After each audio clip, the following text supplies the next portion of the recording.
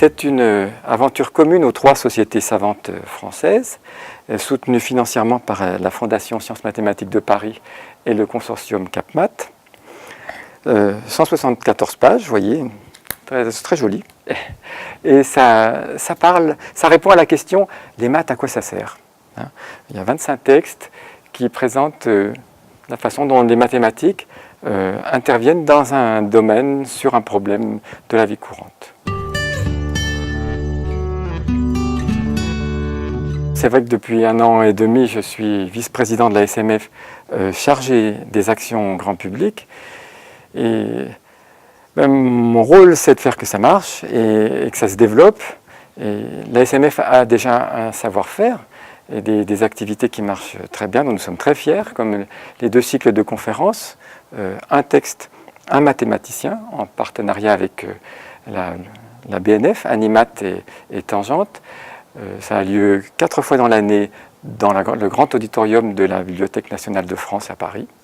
Une conférence prestigieuse, on peut avoir jusqu'à 300 personnes avec une majorité de lycéens. Et notre cycle plus modeste, une question à un chercheur, en partenariat avec les physiciens de la Société française de physique et l'Union des professeurs de spéciales.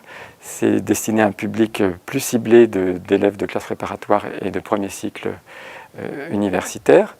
Alternativement, un physicien et un mathématicien s'adressent à ce jeune public. Mais les actions de la SMF ne s'arrêtent pas là, donc il y a des documents, comme cette brochure, avec l'ONICEP il y a quelques années, un zoom sur les métiers des mathématiques a été réalisé. Il s'agit de faire connaître les larges éventails des métiers auxquels peuvent conduire des formations de mathématiques. La société, du coup, est présente sur des salons, comme le salon d'éducation, pour participer à l'orientation des jeunes et informer les familles.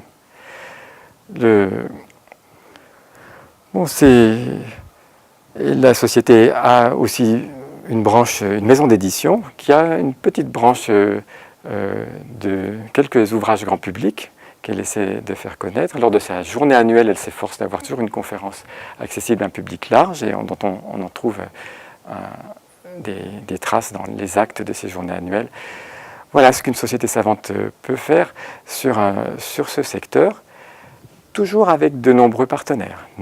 Les autres sociétés savantes, mais avant tout Animat et le consortium CapMat, qui ont ce rôle de servir de plateforme, enfin de portail à la diffusion de la culture mathématique en France.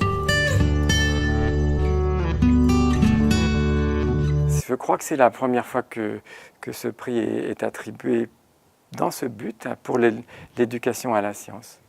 Mais Charpak lui-même, c'est une personnalité très riche et je crois qu'il avait beaucoup donné de sa personne dans ce type d'activité. Je crois qu'il est une des personnes qui est à l'origine de l'opération La main à la pâte,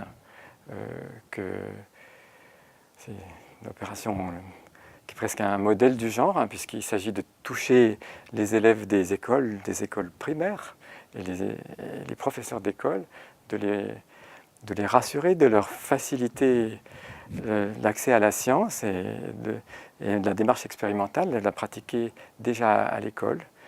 Et La main à la pâte nous a fait l'amitié, nous matheux, de nous faire une petite place depuis cette année. Il y a des mathématiques maintenant dans les programmes de La main à la pâte.